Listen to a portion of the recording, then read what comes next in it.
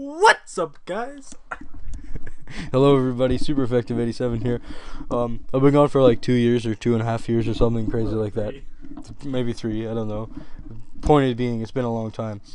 I was gone for forever because I hated Pokemon. Because it was really hard to build in X and Y, I found, and I didn't want to adapt to a new gen. And I just lost my passion for it, so I kind of died on YouTube. But recently I've found a new love for Pokemon, and I really like Oras right now. So I'm going to be uploading a few videos, and hopefully I can return to YouTube. So yeah, consider this my return. I won't be uploading as frequent though because I'm very busy in my senior year.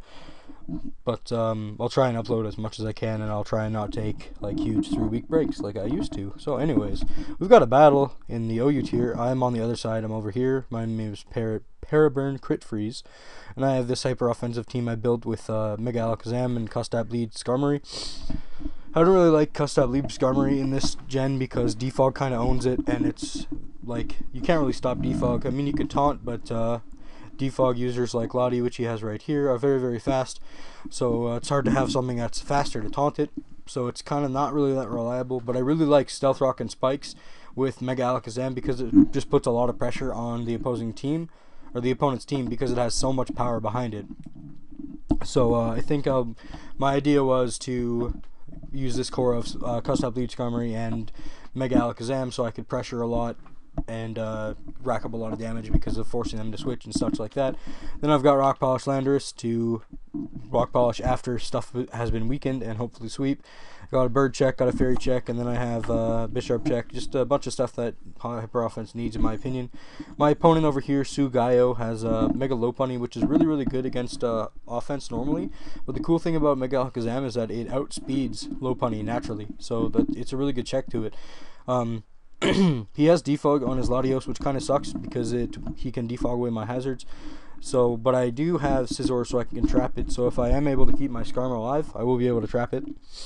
So that's what I'm just gonna lead with Skarmory, and he's gonna lead with his Sableye, I believe. So when I saw Sableye lead, I automatically thought that he would be Mega Sableye because that's what you do. You lead with Mega Sableye against Hyper Offense. So I kind of freaked out and went into Keldeo, and I completely forgot that his Mega was obviously going to be Mega Lopunny. I completely forgot about this. So I go into Keldeo expecting to take like a knockoff or whatever, but he actually doesn't go for the Mega, and he is able to knock me off and Willis. So I feel kind of dumb because he just went for knockoff, so I totally could have gone for Stealth Rock or something. But he could have taunted me, but my best play was obviously staying in, because even if he does taunt me, I can just switch out into Keldeo that turn. So kind of a mistake by me. Here I'm going to go for Scald after he burns me, and I do get a crit burn, which is really, really nice because Sableye is super stupid and annoying. He only has knockoff though, he doesn't have like foul play, so Mon switching in aren't going to take that much damage, though knockoff is annoying because I lose my item.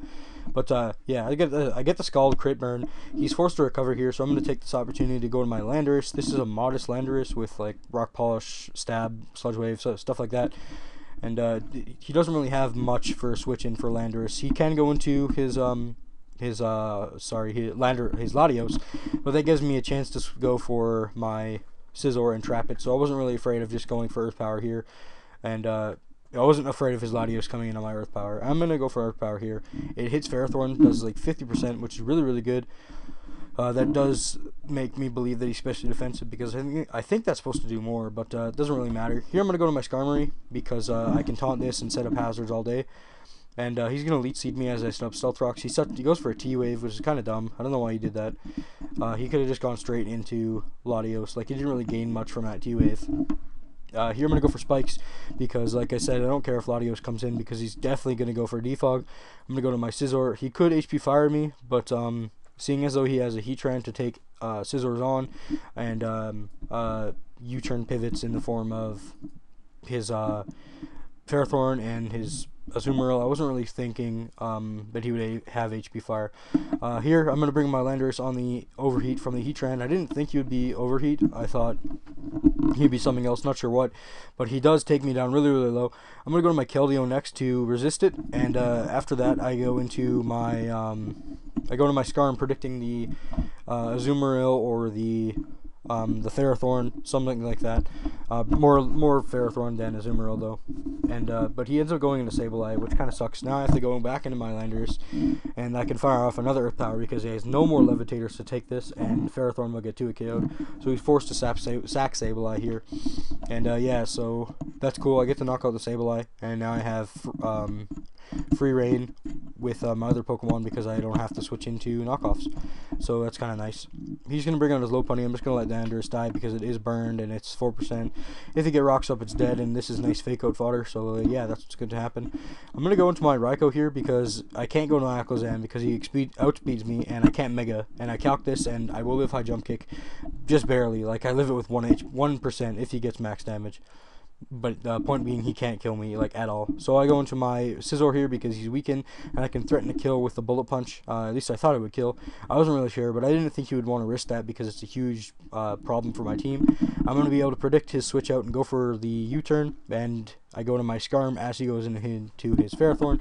I'm going to get my Rocks, which is really, really nice. He's going to start lead seeding just to try and wear me down. And yeah, that's what's gonna happen. I'm gonna set up a layer of spikes, and I'm just gonna keep doing this until I die, basically, because he has absolutely nothing to take these spikes. Here, something kind of funny happens. He goes for Overheat, and he misses, which is really good because I can get another spikes set up, but I get paralyzed. And here, now I'm in Custap range, so I can get up my Custap Berry, and I get paralyzed again. So I lose another opportunity to get spikes up, and he kills me with Overheat. This isn't horrible though. I still have 2 layers of spikes up and Stealth Rock, so it's going to do a bunch of damage to his team since everything is grounded. Here I can go in my Keldeo, and I think I can just fire off a Scald, or maybe a Secret Sword. I can't really remember.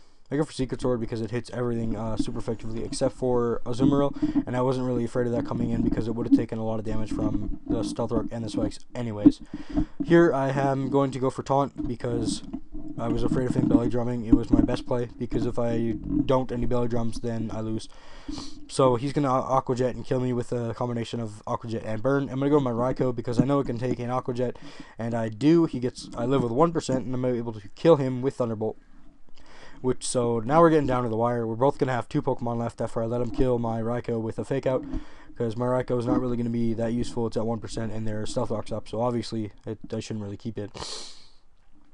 Here, the game is mine at this point because I can just go for the Bullet Punch. I don't care if he brings in Heatran because it's going to take a lot of damage from Stealth Rock and Spikes, and I'm going to be able to get off a Bullet Punch, and I'm pretty sure his only move is Overheat. Not that it really matters, as you'll see later. I'm going to go for the Bullet Punch here, and I go for it again. I get off a combination of around like 25 damage, or 25%. He's going to kill me with Overheat.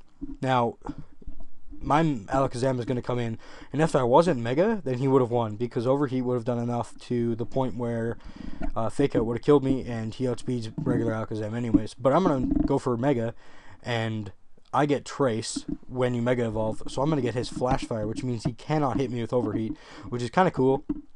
I actually thought I lost because of what I just said, that I thought maybe Overheat takes me down into range where Fake Out kills, depending on if he's like modest or timid. But I do get the Flash Fire, which is really cool.